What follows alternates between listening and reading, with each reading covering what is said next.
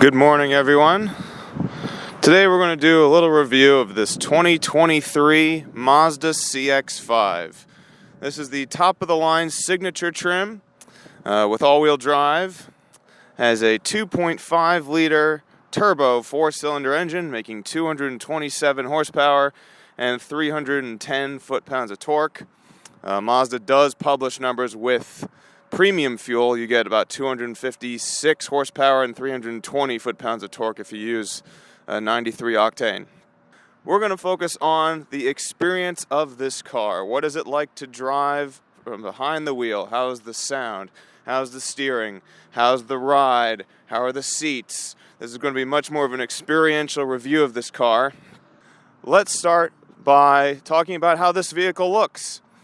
This is the second generation of the CX-5. It came out, the second generation came out in 2017. Was refreshed slightly in 2022, new grille pattern. But essentially, it's a very nice looking SUV. It looks like a Mazda. That's the first thing. It's very distinctly a Mazda. Mazda does a good job of keeping their design language consistent throughout their lineup.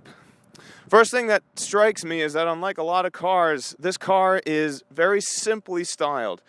At the front and the rear, you have very nicely creased, thin, semi-aggressive headlight and taillight designs. They lead out with lines. So if you look at the front end, you have these sharp lines, almost like a blade sticking out from the grille. Going down the hood, you have a line that forms over the front wheel arch and kind of diffuses over the door. Then you have another rear line that lines up with the top of the rear taillight. It's very simple. It's very elegant. The lack of it's not busy at all. Now, there's pros and cons to this. One is it makes the vehicle look very simple, very strong. The fact that it looks coherent, looks kind of like it's strong, like the outside of a horseshoe crab, a shell. The downside is it can make the vehicle look a bit bland, especially from the side. It can make it look a bit tall. That's actually why, if you look at the CX-30, Mazda put a big chunk of plastic molding along the bottom of the door to make the vehicle look shorter. So this is kind of what it would look like if they didn't do that. And essentially, it kind of is reminiscent of, say, like a 2018 Mazda 3 hatchback, and you just stretched it vertically. You pulled it up vertically about, 8-9 inches, and you end up with this. But it definitely looks like a Mazda, and they're definitely going for more of an elegant, luxurious design these days. All right, looking inside here, the signature trim gets you leather interior. You have a many way power seat. You have memory settings here, power lumbar, heated and cooled seats. And let's get inside and see what we think about it. All right, first thing you notice, well, there's a fly. Let me get that out here. All right, first thing you notice about the interior is it's elegant, simple, basic. You have one long line of this padded material across the dash. You have some chrome trim around the vents, some wood paneling, followed by some stitching. Everything looks very clean, very thought through, minimal plastics, and some glossy black trim around the shifter, which you can't avoid that these days. Steering wheel made of nice leather with stitching, easy to grab onto. It's a little bit thin. It's shaped, it's not perfectly round, so it's meant to fit in your hands, and it does. All your climate buttons are nicely dampened. The climate knobs don't move around. They're nice and solid. You have a push button start. Digital dash. The signature trim also has a heads-up display. We'll see that while we're driving. You have a large infotainment screen here that's controlled through this rotary knob in the middle. Yes, I said rotary and we're in a Mazda, but that's not what I meant. All right, let's talk about the seats. Very comfortable. You can adjust them pretty much anywhere you want. My favorite thing about the seats is the fact that you can adjust the seat angle. The seat cushion angle gives you lots of thigh support. There's a good length. Moderate bolstering in the mid to lower back. Not a whole lot in the upper back. But again, this isn't a sports car. it holds you in place fairly well. There is power lumbar adjustment, although I wish that the highest setting was even higher than it is. So at first glance, this is a very nice place to be. Only fear is some reflections maybe off of the chrome and the glossy black trim, but compared, I have a 2016 Mazda 6. You can tell this is very similar. A lot of the same parts, the door handles, the window switches. Everything else is just refined. The next generation, a little bit nicer. You do have lots of buttons on the steering wheel. They have 3-way toggles, so they try to put in as much use to each button as possible without just adding 17 buttons. Automatic headlights, automatic wipers, and yeah, let's get in the back seat. All right, let's get in the back seat. Sitting behind myself at 6'1". Unfortunately, I have plenty of footroom, lots of footroom, even with the front seat all the way down, but I do not have lots of legroom. My knees are touching the back of the seat. They're not pressed into it, but they are against it. I have plenty of headroom, I have about that much headroom, 2.5 inches. Looking back here, you have rear air vents, you have back seat pockets for both seats, you have rear lights, you have a sunroof. Let's talk about the rear visibility. Rear visibility, there is a decent sized blind spot. It's probably about 1.5 foot at the widest, although the rear window is not super small. There's plenty to see out the back, just not out the rear corners. This car does have the Mazda iActive safety suite, so plenty of ways to avoid your blind spots. The seat itself, the seat back is very supportive. There is some bolstering. The seat cushion is soft. It's comfortable. It's a tiny bit flat. I'm much less comfortable about the legroom than I am the seat itself. The door is back here. You have padded material on the top. So unlike some other car companies where the front doors are more padded than the rear doors, these are equal on both of them. So that's nice.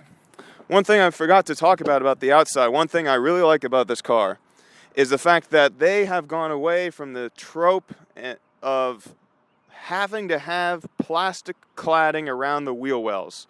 At least on this trim, the Signature, Mazda decided to body match the wheel wells. And you can see that they are a separate piece. So that tells me probably other trims you're going to have that plastic cladding.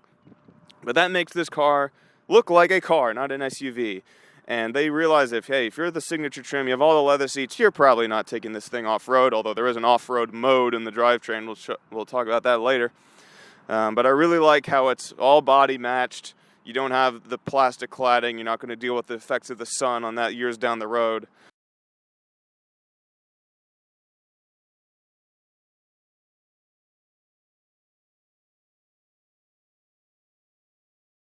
We have a push button start. Nice quiet startup. Electronic parking brake. You do have an auto hold mode for hills. Now this car is a 6-speed automatic transmission. There are 2 ways of shifting it manually. You do have a sequential mode down here on the shifter, and you also have paddle shifters behind the wheel. Paddle shifters are a little bit small, a little bit plastically. I think they didn't put much priority into those because they realized the owners of a CX-5 are not likely to be shifting it themselves very much.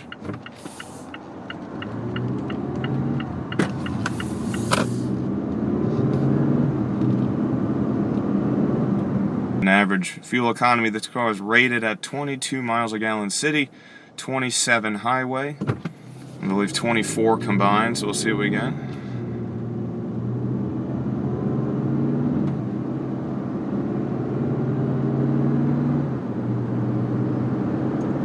Mazda has been using 6-speed automatic transmission for a long time now. So while it's not, state of the art, a lot of other companies going to 8-speed, 10-speed, CVTs. 6-speed keeps it reliable. First thing you notice, this car is very quiet. Not a lot of road noise. Barely any wind noise. The noise I hear the most is the engine. 2.5 liter 4-cylinder. Of course, this one's turbocharged. Slightly lower compression ratio than the standard 2.5, and so it does get worse fuel economy The standard engine, I think, is 24 city, 30 highway. Mazda, they realized that the whole zoom were more fun to drive than the other guys wasn't necessarily going to give them more sales. And so they tried to go up market. So in the last 5 years or so, you've really seen Mazda push for luxury in all of their models. Try to be more upscale rather than fun to drive.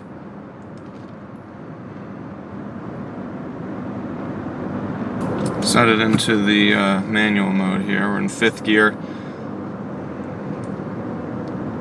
About 40 miles an hour. 5th gear is about 1600 RPM. In the manual mode, the car will automatically downshift for you if the revs get too low, and it will automatically upshift if you redline it. So that robs some of the engagement, but I mean, if you're not going to redline it, if you're just going to behave like a normal, responsible person, you can easily take control over it. Only downside I found with this car and in my Mazda is that if you want to downshift it yourself, it's best to only do that when merging or getting on the highway or trying to pass somebody. If you're trying to downshift coming to a stop, it doesn't work well because typically you'll want to downshift at the same time the computer does, and then it'll do it twice, and then you're going to end up in 1st gear revving the crap out of it. So best to just leave the downshifting coming to a stop to the computer.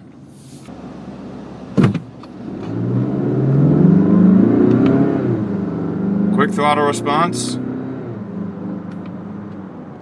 Nice crisp shifts. The response from the paddle shifters is a little bit slow. You know, this is not a sports car, and I've tested it. The response from the sequential shifter and the paddle shifters are about the same. There is a sports mode. There's an MI drive. Opens up different drive modes. In the center display, you have sport, normal, and off-road. Normal is fine for everyday driving. What sport does, all it does is it increases the revs. It normally downshifts the car, keeps the car in a lower gear for longer. So if you're in the manual mode, you're not going to really notice any difference in sport mode because all it does is it just keeps the car in lower gears. Off-road kind of puts the traction control on high. It prevents slippage if you decide to do off-roading in your executive trim SUV that doesn't have plastic cladding on it. So I'm not sure how good of an idea that is. See, if I put it in normal and then I go to sport, yeah, it doesn't even raise the revs at idle. So all it's going to do is keep the car at higher gears.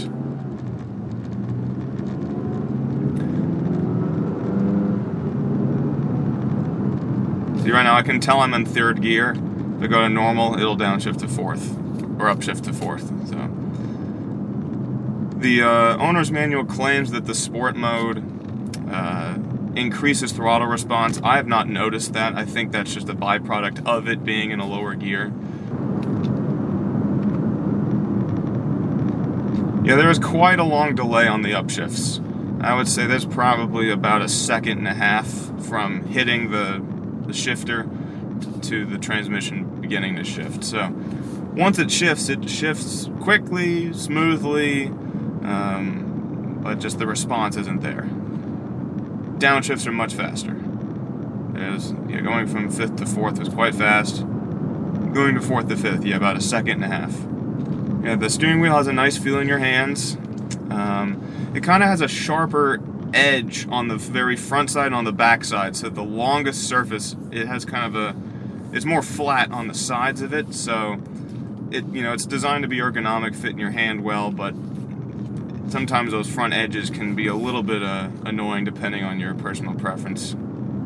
Yeah, this is a road that was newly paved with kind of an abrasive surface. Just a very light hum of road noise.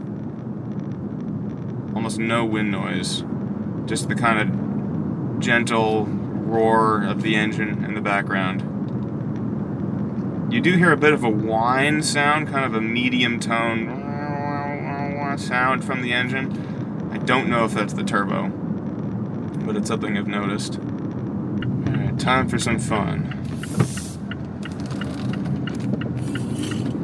First thing you notice, this car does have very direct, kind of heavy steering. It's very engaging.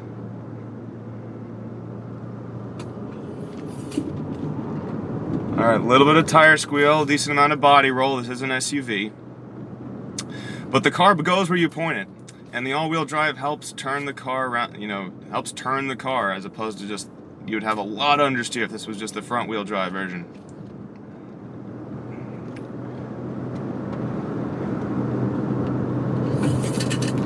It feels like a Mazda. There's lots of feedback in the steering. It's very heavy. It has sort of an elastic feel, so the more that you're turning the car, the heavier the steering gets. It's very engaging. This steers like a Mazda. Very happy to see that.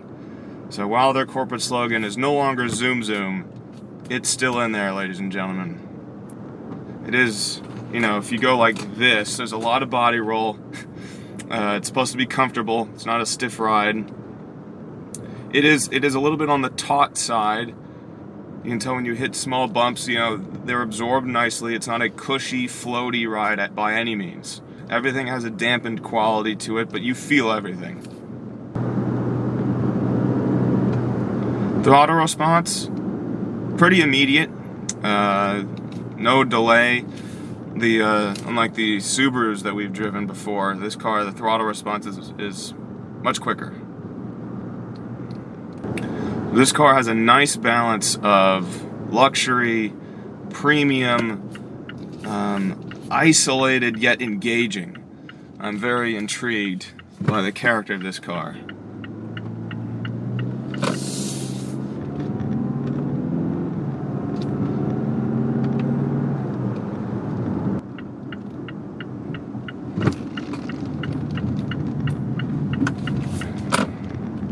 You can tell that this car's potential in terms of handling is limited by the tires. That if you put good tires on this, it could do a lot more than it does. But who would put sports tires, summer tires on an SUV like this? So that first speed bump was a little bit on the harsh side. It does it okay. There's a fair amount of cushion in the rear suspension. You can feel the tires. These are 19-inch tires, but they still do a fair amount to absorb the bumps. Yeah, I don't think anyone would call that uncomfortable. Yeah, I mean, when it lands, if the rear tires hop over it and they land back on the pavement, yeah, you can feel it. Of course you can feel it. It is dampened. I suspect there are competitors out there that are more comfortable than this, but if you have a car that can handle really well, like this, that sacrifice has to come from somewhere. Typically that'll be ride quality. The only thing I find unrefined with this car is there's a little bit more engine noise than I would prefer. Especially relative to how quiet everything else is. There's just a lot of engine noise. Now the engine sound, it's not an unpleasant sound, but it's just there. If you're listening for it, it's always there, and it's kind of this medium toned, so it kind of sticks out compared to everything.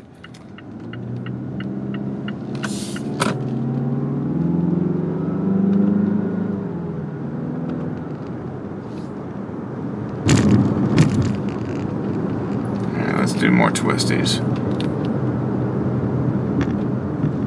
Yeah, this car, the steering is so direct. You can tell it still has that zoom chassis in there. And the all-wheel drive really helped around that turn. Normally there's a lot of understeer front-wheel drive cars. You could feel those rear wheels kick in, pull the car around, yaw the car around that turn.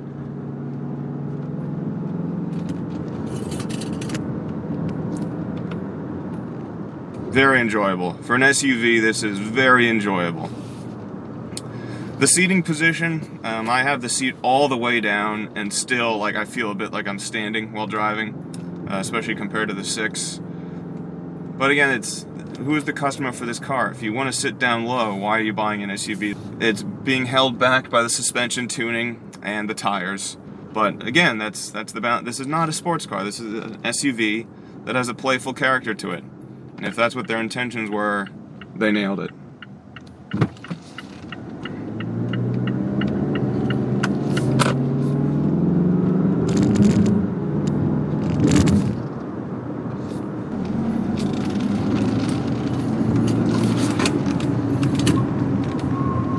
a little bit of tire squeal, but the chassis responded really nicely with that change of direction. Let's do a little test here. Drive mode. A little bit of hesitancy in the transmission to downshift, but it did it. Throttle response was pretty fast, but the transmission was a little bit confused. If I go up into the sport mode, do the same thing. Yeah, much more direct. And the reason is, in sport mode, it holds that higher gear, so it doesn't have to downshift, and the throttle's right there. That's what they meant in the owner's manual when they say there's increased throttle response. It's just because it's already in that lower gear, and it doesn't have to decide what gear to go into.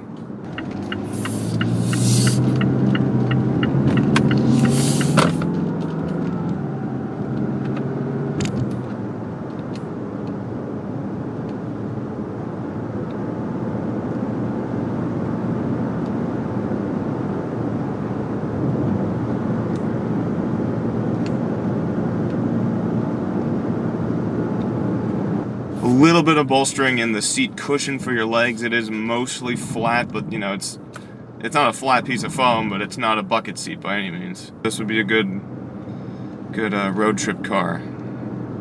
Although funny enough, this has a 15-gallon gas tank. The Mazda 6 has a 16-gallon tank, so you can actually go further. And not only that, but the Mazda 6 gets much better mileage than this. So I know I sound like a salesman for a Mazda 6, but I own one, so I'm biased. What do you want? On center, the steering is a bit light. The car is responsive. It is responding to this, but the steering weight is pretty light.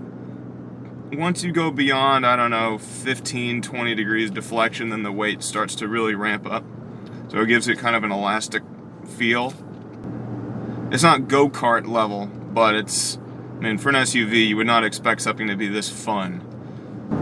Looking out the back, even with the second row headrests all the way down, they do impede in your rear visibility. I would say about a third of the rear window is blocked by the rear headrests, but you can still see plenty out there. It's wide and it's tall enough.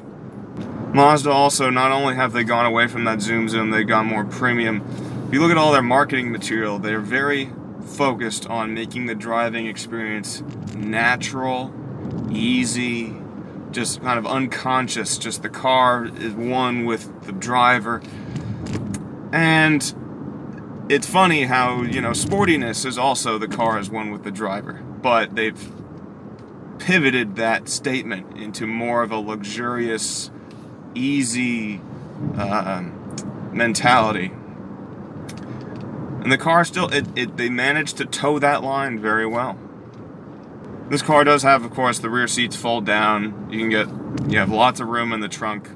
It's practical, except the, like I said, second row legroom. More rear legroom in a Mazda 6 than the CX-5. But guess what? They don't make the Mazda 6 anymore. 2021 was the last year. But here in America, we don't buy cars and hatchbacks and wagons because I need to sit up tall. I need to be able to see over everybody. But now that everyone's driving SUVs, can you see over anybody anyway? Yeah, if I go from normal to sport, there seems to be no difference in the throttle response. It's the same. So yeah, if you're in the manual mode, there is no difference between normal and sport.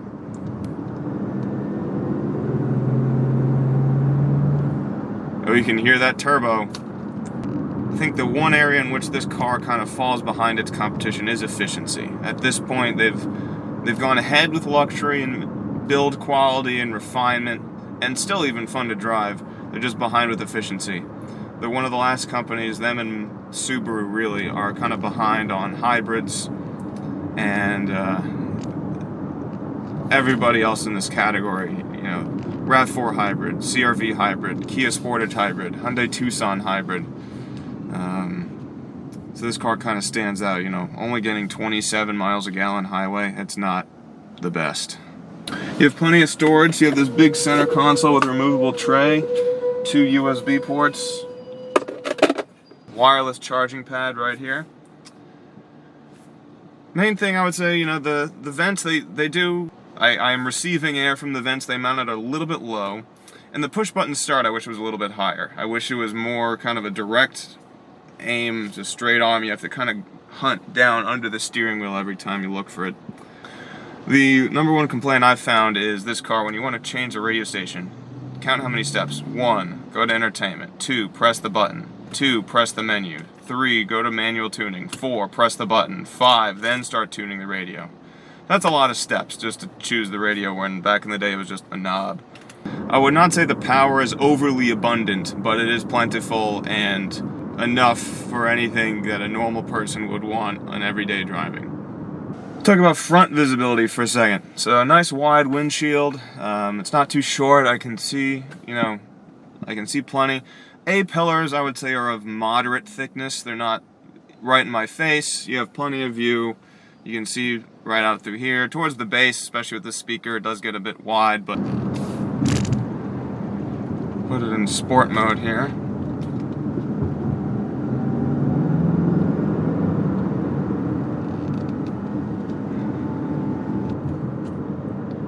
Off throttle, pretty neutral, tad bit of understeer.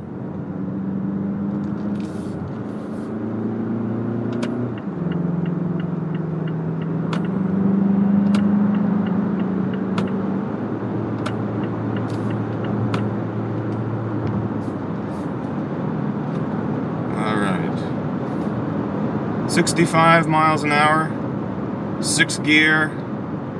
And we're turning about maybe 2100 RPM, which, again, that's a 6-speed automatic.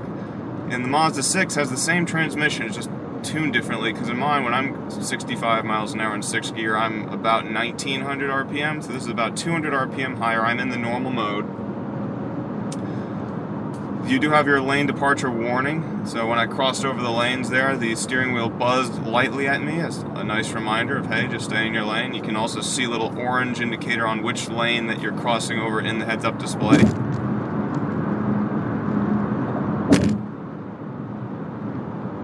On the highway, you do start to hear very faint amounts of wind noise.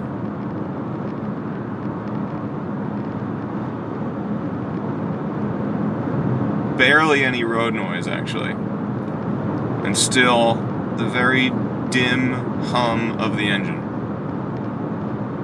I think the advantage to having 6 gear geared a little higher, revs a little bit higher, is you don't have to downshift to pass people. Like, you have the power in 6 gear, but ultimately that's going to hurt your mileage.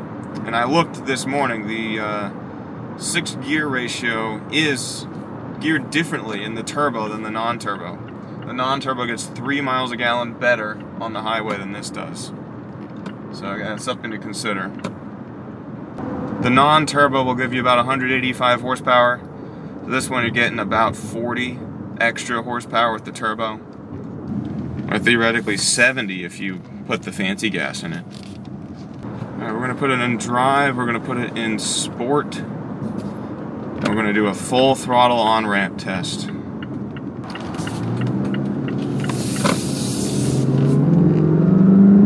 And full power. Yeah, this thing pulls. This thing pulls. It woke up.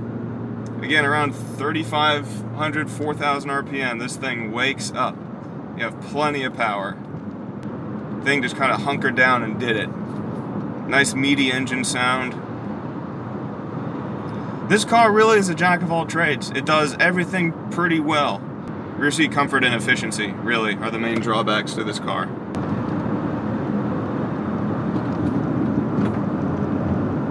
Yeah, decent amount of understeer. You can feel all that weight up in the front.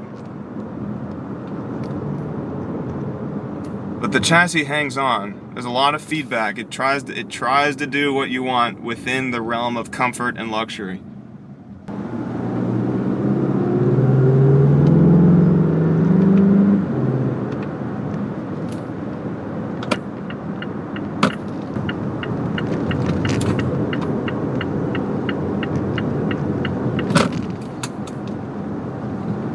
Now, for a car that sits this high off the ground, it really does have a bit of athleticism. More premium than its rivals at Hyundai and Toyota and Subaru. So it depends on what your priorities are. If you want something really efficient and really practical, this might not be the best option. Now that the test drive is completed, let's give the 2023 Mazda CX-5 Signature Turbo all-wheel drive a Schwartz Score. The Schwartz Score is broken down into 12 categories with a total potential score of 100. Scores are given right after the test drive when impressions are still fresh. Exterior styling of the 2023 Mazda CX-5 is very reminiscent of its Mazda siblings. The front and rear of the car have an aggressive squinting expression, each attached by simple character lines that disappear into large molded shapes down the doors. This design language is modern and simple, although can look a tad bland from the sides. Despite looking like a Mazda 3 hatch that has been stretched vertically, the CX-5 exudes strength in its simplicity. The body-matched wheel arches are a nice touch in the signature trim. It earns a 5 out of 10. Interior materials are mostly quite premium. All commonly touched surfaces are nicely padded, and the balance of materials is tasteful. Mazda uses chrome accents, wood trim, stitching, and even the dreaded glossy black plastic, but none in excess. The cabin is a bit dark, but possesses an executive feel much more upscale than Mazda's of the past. It gets a 7 out of 10 here. The front seats strike a balance between comfort and sport. The signature trim comes with an 8-way power driver seat including power lumbar, although the range of lumbar support is relatively small. The seat cushion provides plenty of thigh support with a mild amount of bolstering. The seat back has moderate bolsters in the lower back that taper towards the upper, good enough to hold you in place when driving spiritedly. The front seats are also heated and cooled, earning them 8 out of 10. The rear seats are disappointing given the size of the CX-5. While offering generous foot and headroom, the legroom is subpar for the category. The Mazda 6 has more legroom than the CX-5, now no longer sold as a victim of disillusioned Americans who believe SUVs are always roomier than sedans. The rear seats themselves are comfortable but only get a 3 out of 10. Road noise is well contained in the Mazda CX-5. Even with the signature trim's 19-inch wheels, the cabin is fairly isolated from the road. The tires will squeal when pushed hard and abrasive surfaces are heard more, but noise levels, including wind noise, are very low. 4 out of 5 for road noise. Unfortunately, the same cannot be said of engine noise. While the 2.5-cylinder turbo emits a pleasant athletic sound when accelerating, a medium-frequency whine can be heard when cruising down the road. It's not obnoxious, but stands out compared to the well-hushed road and wind noise. 3 out of 5 here. In terms of acceleration, whereas 0 to 60 time below 3 seconds is a 10 and above 9.5 seconds is a 1, the Mazda CX-5 Turbo all-wheel drive with its 6.5 second 0 to 60 earns a 5 out of 10. In the drivetrain department, Mazda has decided, if it ain't broke, don't fix it, with its 6-speed automatic transmission. This transmission has been in the Mazda staple long enough for them to refine it beautifully. Its shifts are smooth and quick. However, a 6-speed automatic seems antiquated in 2023. Other manufacturers run 8, 9, or even 10-speed automatics. For example, the CX-5's engine turns over 2,000 RPM on the highway. Adding more gears could improve efficiency. In addition, while Mazda provides 2 ways to manually shift, the transmission responds slowly to upshifts, although downshifts are better. Overall, 3 out of 5 for Drivetrain. While Mazda's iconic Zoom Zoom slogan can't be found beyond the 2019 model's owner's manual, the current generation CX-5 began in 2017 during the Zoom Zoom era. This is immediately clear at the first turn of the wheel. The CX-5 handles surprisingly well for an SUV. The chassis is quick to respond to inputs and the car is very engaging to drive. Mazda knew this wasn't a sports car, however.